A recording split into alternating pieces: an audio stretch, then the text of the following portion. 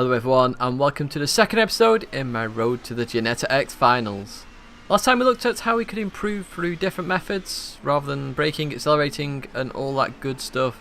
We actually looked at how we would prepare for it. You know, it's a very tight time frame. I've got one weekend to qualify. I then looked at experimenting. You know, I don't know the sim, so therefore I am going to have to experiment with different things, and then how I dedicated myself to it. You've only got a specific amount of time. You have to dedicate 100% all your effort towards it to qualify, and then you can think about then the final races afterwards. Now, before I get into this, I did mention that this is going to be bi-weekly, so every other week, and we're a bit later than that just because I've actually been trying to qualify for the ESL multi-class championship. So that sort of reference actually links very well to this video, because I'm doing everything in this video right now to qualify for that multi-class championship which is happening.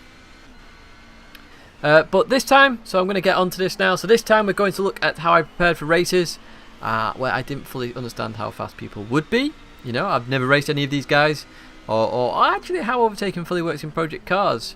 So I've mentioned this in the past. You know, if you don't know the sim or anything, different sims mean different overtaking opportunities. So in Gran Turismo there can be slight contact, you both can go side by side, rubbings racing and all that, and nothing happens. But in Project Cars, what I learned was that, you know, you can actually have contact between each other, and then you can go flying in different directions, or you both go in one direction.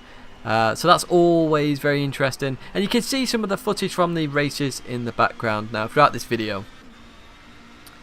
So, you know, the same as the first video, we're going to use those three things again that I mentioned. So prepare, experiment, dedication, and we're going to apply them a bit more. So I'm going to go into a bit more depth in this one of how I'm going to apply it for the actual races.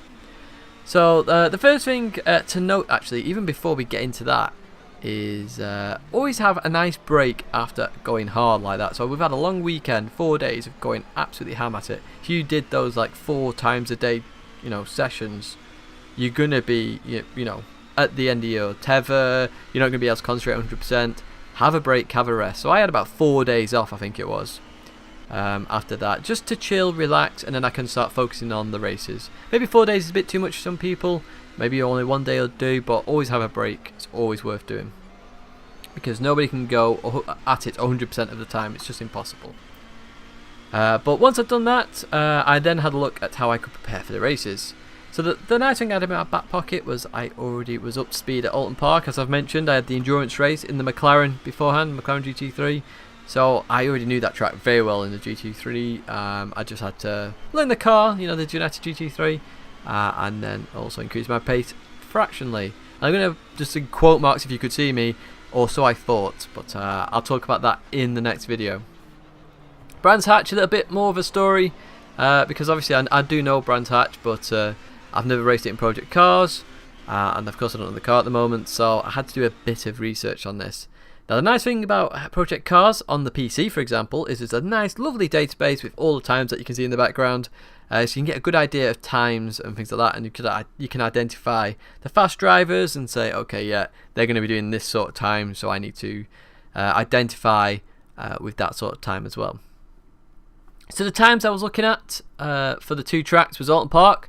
A low 117 would do me well, and then for Brands Hatch was a low 123, and it took me a while to get the Brands Hatch one, I must admit.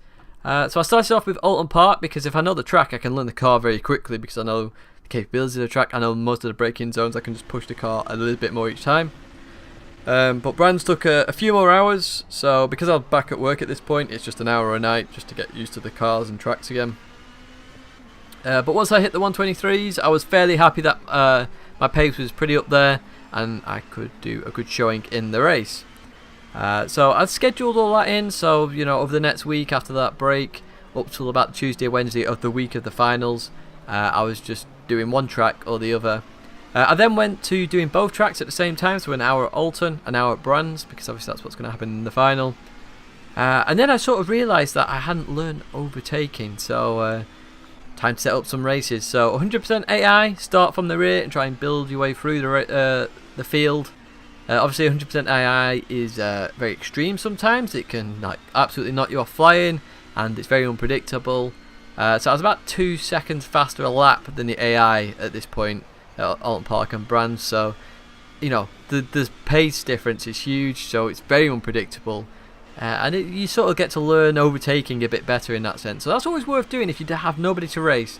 Whack it on the hardest AI setting and just see what you can do.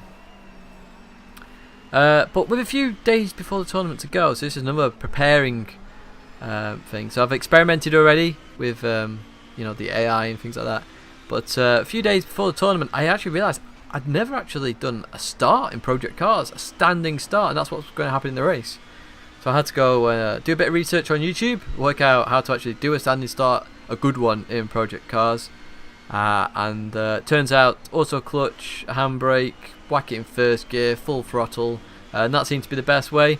It's not like 100% the best way. Obviously you've got to manipulate the throttle, but because I didn't know that much, I just figured let's go with that. It's a very easy start procedure, and I can get on with the race then and show what I can do. And as you see in the background, I actually made places in the races. It wasn't like I was losing positions, and I actually, you know, had races with people. So that's, you know, that's a lot all in one go there. So I prepared by doing time trials at both the tracks. I prepared by doing races against the 100% AI to learn the overtaking side of it, and then I also prepared by actually learning how to do a start. So I sound like a pretty big noob in a very professional tournament, because most of these guys have raced Project Cars before. I hadn't even done a standing start, so, you know, pretty epic that I was in there in the first place, but you know, a bit scary at the same time. Now, when it came to the races, of course it was in the day. It was around 1 o'clock, I think it was, the races. And you know, they didn't go to plan. My pace was way off. I was nowhere near the low 117s. I was nowhere near the low 123s. Nowhere near where my wheels decided to switch itself off. So nowhere near the 123s.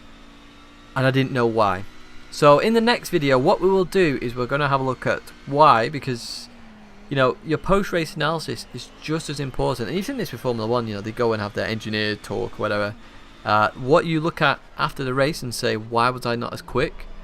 And then you build on that for the next race. So, for example, in the ESL Multi-Class Championship, I made it to the final this week. I didn't win that final. I was nowhere near. I had a shortcut penalty. That video, by the way, will be coming later on in the channel. But I'm going to look at those races and say, well, why didn't I do better? Because I know I could have done better. It's very simple. You learn that and you go, okay, I can apply that next time, and you'll just be quicker. Like I can say from the Ginetta X to the first final that I had last night, that I was 100% better than at the Ginetta.